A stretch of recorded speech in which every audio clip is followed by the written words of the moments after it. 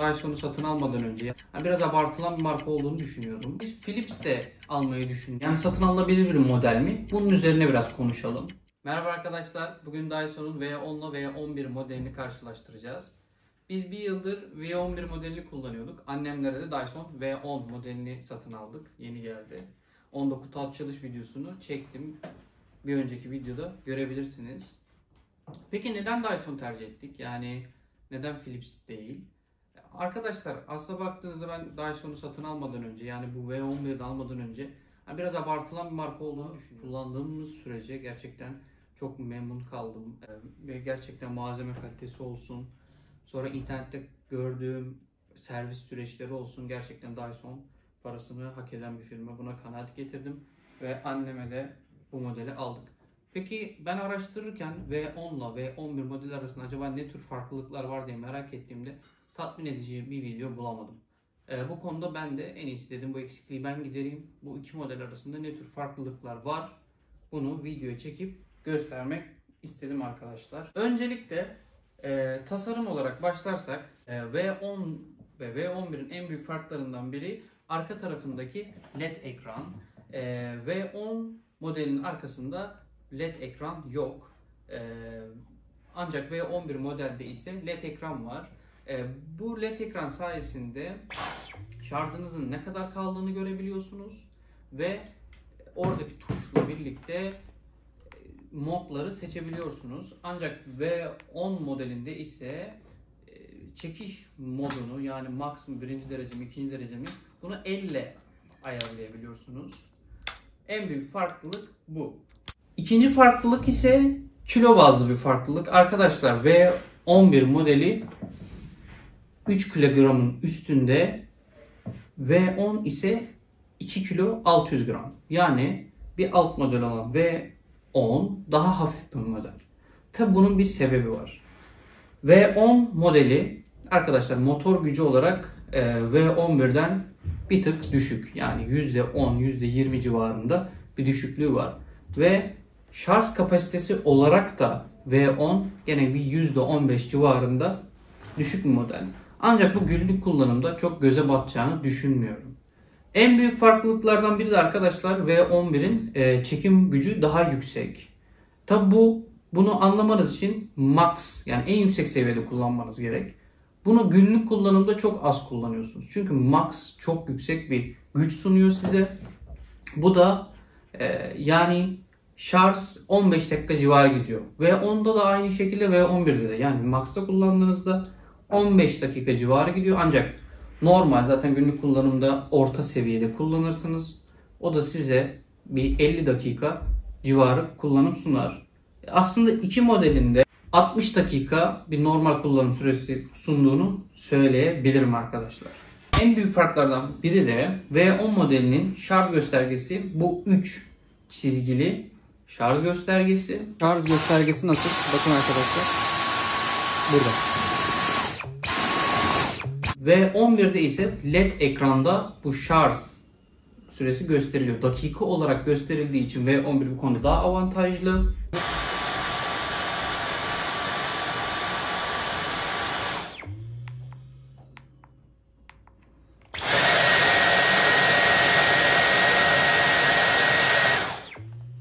V10'da ise sadece 3 çizgi olarak dakika gösteriliyor. Bu ne kadar kaldığını anlayamıyorsunuz. Evet, bir de ses karşılaştırması yapalım. İkisi de orta düzeyde.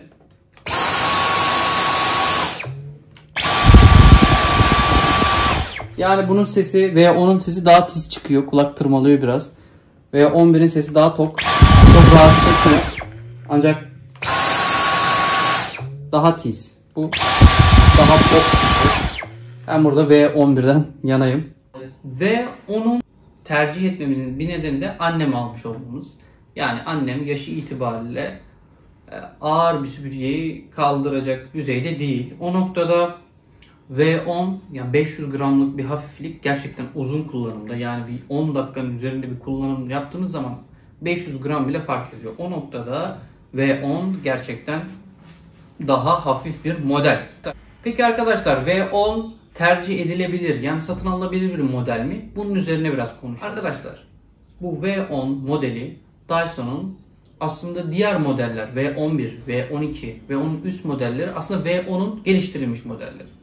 Yani bu alet kesinlikle sizi pişman etmez. Diğerlerine ne eklemiş? LCD ekran eklemiş. İşte toz sensörleri eklemiş. İşte makinenin gücünü arttırmış. Böyle artı özellikler eklemiş Dyson. Ama temel olarak hepsi V10'un üzerine yaptığı geliştirmeler. Dyson aslında bunun en başlangıç modeli olan V8'i de Allah'ın da pişman olmaz ama en iyi fiyat performans olarak benim gördüğüm model şu anlık V10 modeli. Diğerlere üstüne yapacağınız hani bu %15-20 civarı daha pahalı. İşte V12 onun üzerinde de pahalı. Onun üzerine çıkmanızı gerektiren şeyler artık hani zevk meselesi gibi oluyor. Çünkü LED ekran istersiniz. İşte kaç dakika kullanacağınızı görmek istersiniz. Çünkü şarj süresini dakika olarak gösteriyor. İşte diğer üst modellerde sensör istersiniz. İşte önünde ışık olsun istersiniz falan. Bunlar artık zevk meselesi. Ama bence temel giriş seviyesi fiyat performans olarak V10 alınabilir model. Ben anneme aldım bunu. Annemi tatmin edecektir. Yani çünkü zaten annemin LED ekranla falan işi de yok. O kafasını karıştırır. Burada ne güzel tuşlu ayarlayabileceği görsel bir ekrana gerek yok. Ve onun yanında gelen başlıklar, gene bu kutu açılım videosunda gösterdim. Gayet dolu geliyor. Hatta ben V11'i aldığımda çıkan bir aparat V11'de yoktu ama V10'da vardı. Bu göstereyim onu da.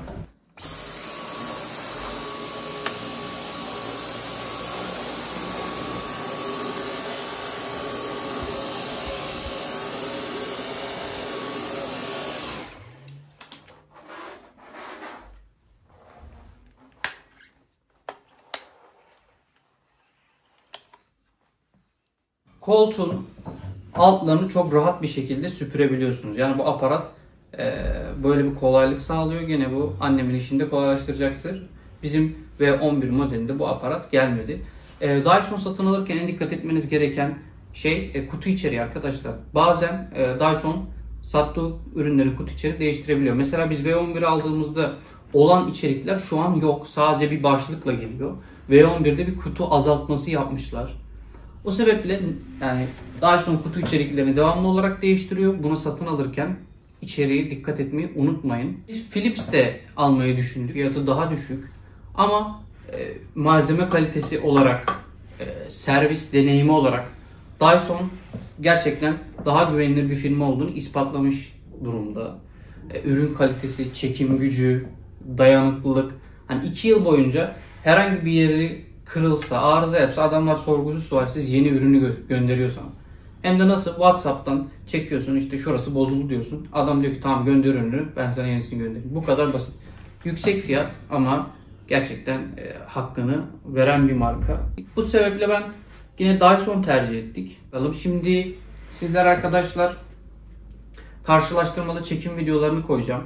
Halı üstünde, zeminde, farklı pislik türlerini ki süpürge nasıl temizliyor bunları bir görelim. Bu videodan da memnun kaldıysanız kanalı beğenip abone olmayı lütfen unutmayalım.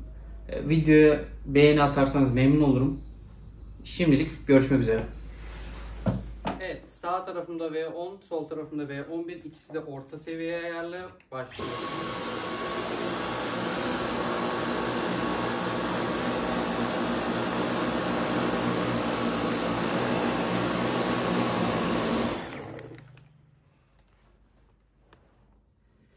Evet, V10 tabii daha yeni olmasıyla güzel çekti.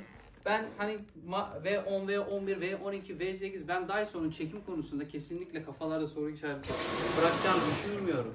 Her türlü performansı Dyson'un iyidir ya. O konuda hiç sıkıntı yok. Ben Dyson'a güveniyorum. Arkadaşlar boy olarak da aralarında bir boy farkı yok. Dediğim gibi sadece bir ağırlık farkı var. 500 gram V10 daha hafif. V11 500 gram daha ağır. Bu ancak 5-10 dakikalık kullanımlardan sonra kendini çok belli ediyor. Çünkü uzun süre kolunuz yorulmaya başlıyor. O sebeple V10 ağırlık konusunda daha avantajlı. Boy farkı olarak aynılar. Evet, şu an yeni aldığımız şekliyle tertemiz içi. Bakalım koltuk başlığı nasıl performans gösterecek.